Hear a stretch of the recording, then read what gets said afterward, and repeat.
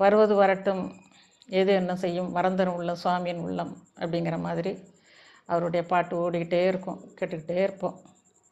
சாமி பாட்டு தான் எப்போ போதும் கேட்குறது.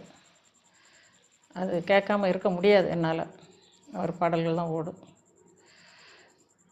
அதனால் யோகிராம் சுரத்குமார் சாமி வந்து பொன்காமராஜ் சாமி மூலியமாக எங்களுக்கு அருளும் ஆசையும் கொடுக்காரு.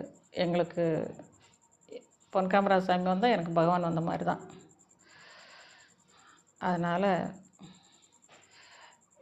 எனக்கு ரொம்ப சந்தோஷம். இது எப்போதும் இது 20, 30 வருஷம், 40 வருஷம் இருக்கும். அதுவும் வந்துட்டு தான் இருக்காங்க. எங்கள் வீட்டில் தங்குவாங்க, இருப்பாங்க, அப்புறம் கிளம்புவாங்க.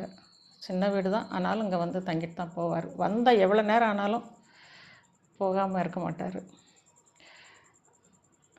எல்லாமே பகவானுடைய அருள் தான். பொன்காமராஜ்